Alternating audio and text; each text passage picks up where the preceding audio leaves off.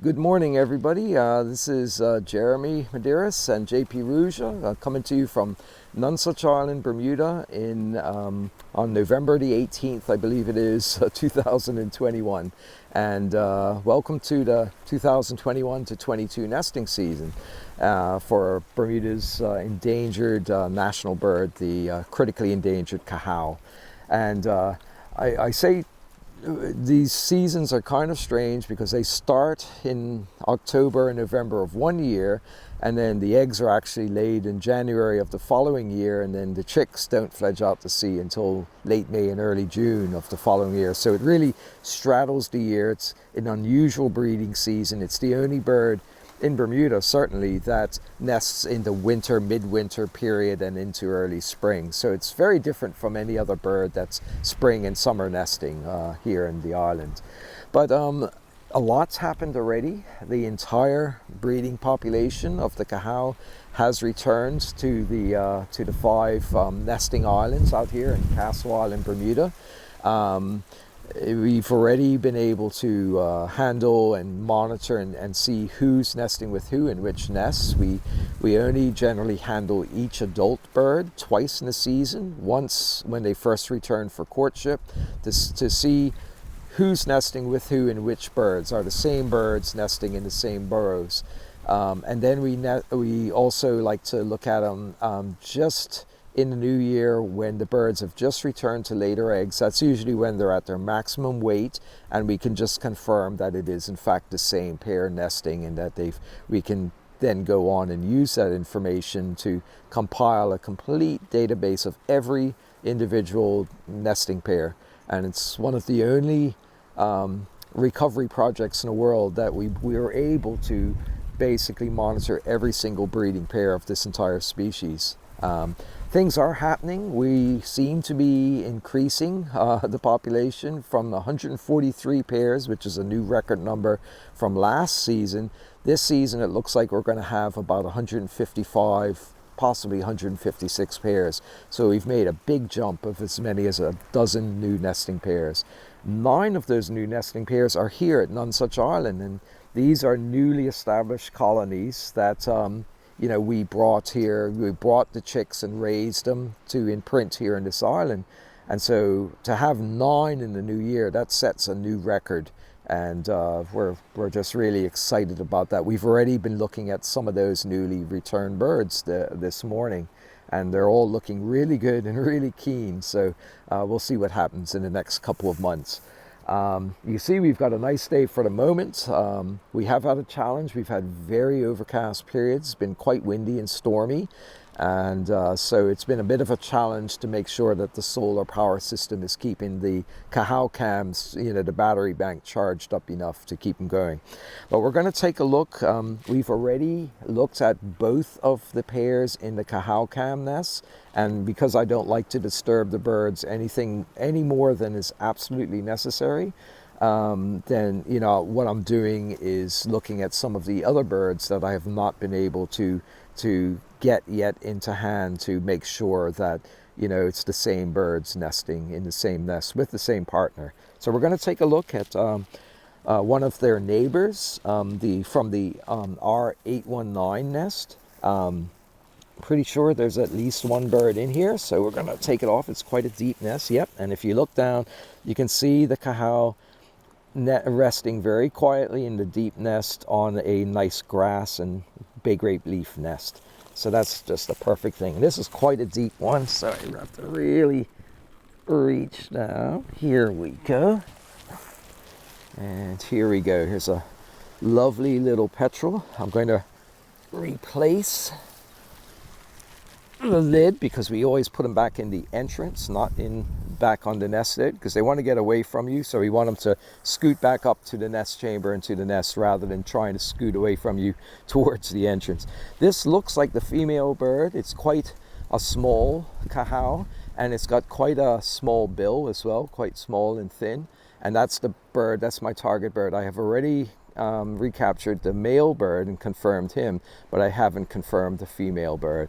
So you can see, small seabirds, you can see the bands on the leg, but they have a very long large wingspan for relative their size. They're in proportion, they're very similar to the great albatrosses, that they have these extremely long wingspans of about a meter or so on a a body that's about the size of a large pigeon. So we're gonna put her, I hope, in the weighing bag. I'm about 90% sure this is the female bird, but we'll see once I can check the band number. But I'm going to weigh it first. Let's see. Yes, this is almost certainly the female. It's quite a light bird. Let's see, 292. So that's 272 grams. That's about as small and light as a Cajao gets. And so that means almost certainly it is a female bird. So 272 grams. For comparison, one of the male birds we looked at earlier was almost 400 grams. So it's about 387 grams. So, normally the male is 15 to 20% heavier than its mate. And, that's one of the few ways you can tell them apart. But, okay, we have something very interesting here. It's an unbanded bird. This is rare because I'm able to band almost every bird as a chick, and this indicates this is a new bird.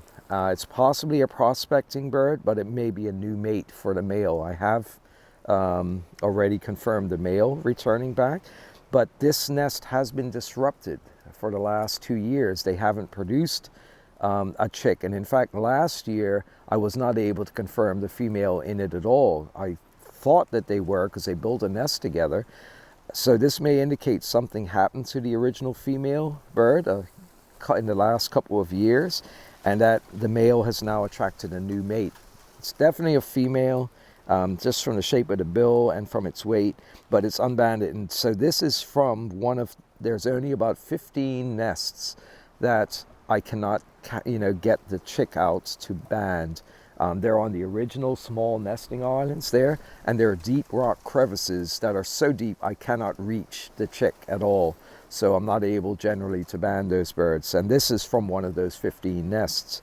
So that's very interesting. So that means that I'm going to throw a band on this bird so that we can track and see if in fact this is a new pair that we have. This is actually quite rare now to get an unbanded bird like this, because we are normally able to band about 85% of the entire cohort of chicks every year that produced by the whole species. So let's see. Oh my dear, I may not have. I've got tropic bird bands, but I'm not sure if I have any Cajao bands. No, that was a tropic bird. No. So okay, so I'm gonna have to hold on. Oh, thank goodness. Yes, I do. I have one remaining one. Thank goodness for that. Okay. So this band number is E0768. E0768. I'll have to.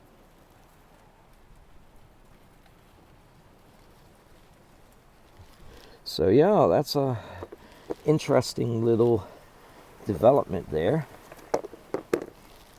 So it's rare. Normally, like I say, I'm able to do all of these birds now, when they're still chicks in the nest. So when I have a known age bird that's banded as a chick, I know its parents, its nest, and the date.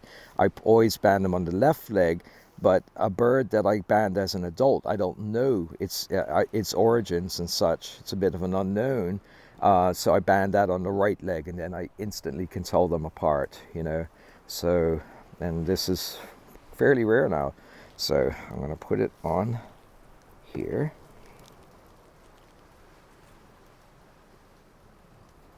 Round it off a bit. And then it's a very small, delicate bird.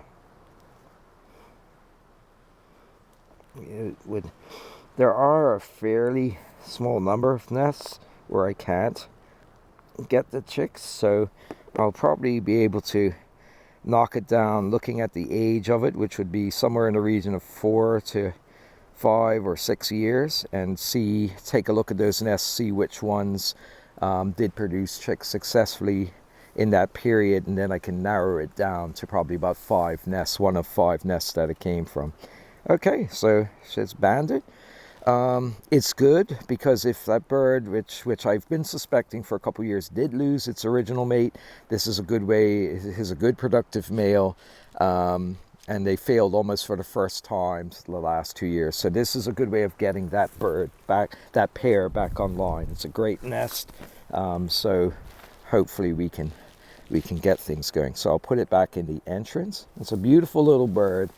Yeah, the bill is fairly delicate as well. It's fairly narrow, so I'm pretty sure that is in fact a new female bird.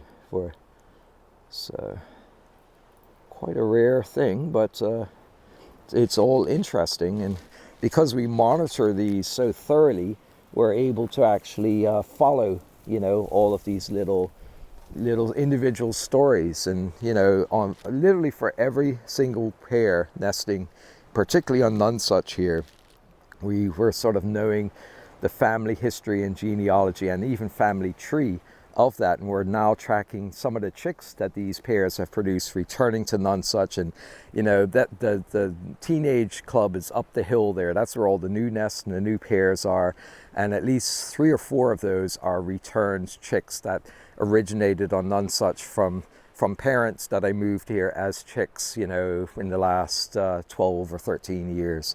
So that's the second generation full Nonsuch born birds, the Nonsuch inhabitants. Okay, so you never know what's going to happen. That was totally unexpected, and that's great because it's the unexpected things in life that give life spice, don't they, and give it variety. So we are going to be continuing this work. This is just the start of the season. We've got 5 more months to go in the breeding season. So already it's proving and looking like it's going to be an extremely exciting season. In particular, I'll be very interested to see how many of those 9 new pairs here are going to end up producing eggs and possibly producing chicks. And to put it in perspective, the last season we reached 102 chicks that this new population has produced here on Nonsuch Island. The very first chick was produced as recently as 2009. So in basically in 11 or 12 years, this colony has increased to the point where it's produced 102 chicks, and 16 of those have already returned. This year, the numbers have jumped on Nonsuch from 27 pairs to 36 pairs. So that's in 1 year. So it's the biggest 1 year increase that we've ever tracked in the history of the Cajao recovery program, which started 60 years ago by David Wingate, administered by him until 2000, and then since 2000 by myself.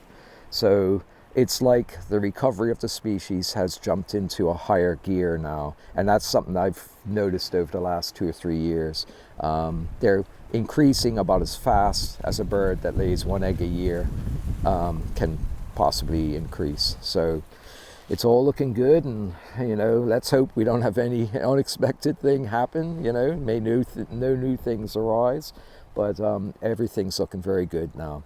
So great. Hope everybody's having a good day, and I hope this is a good introduction for you into the new nesting season of Bermuda's national bird, the Cajao. So everybody have a great day from Nonsuch Island, Bermuda, from Jeremy and JP, and don't forget to tune back in the new year, in early January, when all of these birds return, including our 2 Cajao cam birds, return to lay their eggs and get into the really exciting phase of the year of producing their eggs and producing their chicks. So all the best from Nonsuch Island, Bermuda.